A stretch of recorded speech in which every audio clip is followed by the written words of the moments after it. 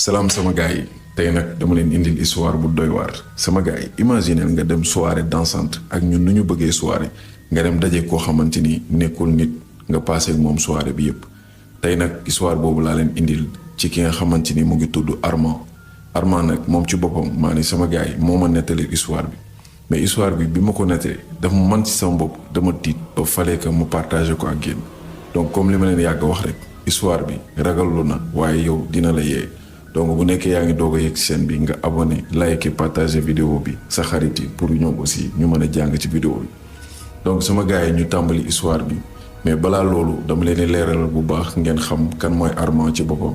Armand mooy nit koo xamante ni genre jeune homme la boo xamante ni comme ni ma leen ko mën a waxee rek mooy ku jantal la koo xamante ni boo ko gisee dafa am taar ci góor ba pare nekk koo xamante ni dafa mën a sañse xale jigéen yi nga xamante ni dañu bokk ak moom génération ñoom ñëpp ko bëgg. Armand bu ngi dem soirée dansante day faral di sañse loo xamante ni bu ñëwee yow si boppam foo jaar danga koy remarqué. Armand nag moom activité bi yëpp lenn la mooy dem soirée fu mu mën a am ci dëkk yi nga xamante ni daf ko wër moom dafay dem te nag foo ma leeral leen Armand fi mu dëkk. Armand mu ngi dëkk ci benn dëkk bu ñuy wax Kër Suntu di nekk benn dëkk bu nekk dans le village ou bien dans la région de Saloum maanaam fi nga xamante ni mooy Saloum jàpp Kaolack noonu jëm kaw. Armand nag moom comme ni ma leen wax dëkk yi ko wër yëpp dafay dem soirée fu mu am gars yi dañ koy faral di invité wala boog ñu yëgal ko Armand day def tout ba dem parce que loolu bëgg loolu moom mooy vie am donc moom jaral na ko lu nekk pour mu dem ci soirée yooyu noonu.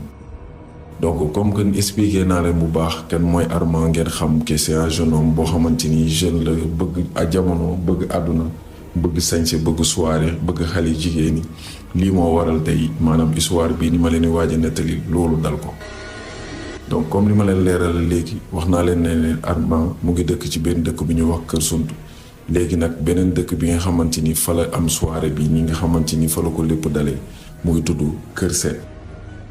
léegi nag gars yi foo ma jox leen date bi exactement pour ngeen mën a comprendre ndax loolu dafa am important ci suite histoire bi ngeen mën a comprendre en réalité nu mu demee. affaire bi mu ngi xew 31 décembre 2005 foofu nga xamante ni maanaam moom mooy Kër Seet fi nga xamante ni foofu la soirée bi amee. donc pour revenir leen un peu ci histoire bi nu mu demee Armand dafa toog benn jour gars yi yëgal ko ne ko soirée bi am na le 31. d'habitude fi ñu daan demee di def soirée bi dafa wutee parce que Kër Seet d'habitude daawuñ foo def soirée parce que dëkk boobu ñëpp ko ragal ndax dafa am ay réalité mystique am ay dëmm am ay jinne am ay affaires yoo xamante ni vraiment dafa ragalu. te gars yi bëgguñu woon di fa dem soirée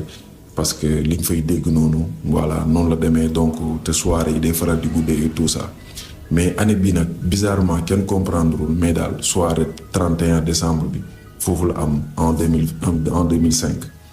léegi bi nga xamante ni ne organisé nañ ko ñu wax ko Armand bi nga ko waxee gars yi nee nañ ko booy foofu moom jarul dem parce que foofu dëkk bi ñëpp xam nga nu mu demee yow Kër Suntu nga dëkk xam nga réalité yi am Kër Seet. Armand ne waaw d'accord mais moom puisque dafa bëgg soirée mënul woon ñàkk bañ a dem sama gars yi nga xamante ni maanaam mooy le 29 30 Armand daal décidé ne dafay dem soirée bi nga xamante ni foofu la war a am di Kër Seet le 31 décembre 2005. waaw sama gars yi léegi nag bi nga xamee ne Armand maanaam jour bi jot na sa waay commencé préparer jënd ay affaire am jënd yére bi tout ça. mais comme que tàmm nañ décembre day faral di sedd Armand jour boobu noonu dafa décidé génnee pull bi nga xamante ni moom la gën a bëgg ci pull mi sol ne moom lay yóbbu ci soirée bi sañse ba pare jël pull bi teg ko ci kawam. bi mu demee nag bi nga xamante ni yegsi na ci soirée bi Armand daal di dugg si comme d'habitude rek bu dugg see rek gars yi dañuy yooxu Armand yegsi na waaw Armand dugg si sama gars yi ak sañsewam daal di yegsi toog. mais moom d'habitude bu demaan soirée moom mooy tànn xale jigéen yi nga xamante ni moom lay àndal ay ñuy toog ak moom parce que bëggul di ànd ak n'importe qui ci soirée bi mais bi nga xamee ni yegsi na ci soirée bi tak gisul en réalité kan la war a mën a toogal Armand décidé ne moom day toog benn moment décidé ne gars yi ni nga ko may. comme sama gars yi li mu leen mën a wax ci soirée bi aussi mooy Armand mu ngi fa yegsi ay booru 1h du matin xam nga booy nekkee star nga xamante ni génn soirée bi yow li ñuy xaar da ngay bëgg guddee yegsi mais bi mu yegsee ci soirée bi dugg si comme ni ma la ko waxee ba toog ay booru 2h 3h du matin Armand dafa sikki rek yem ci benn xale bu jigéen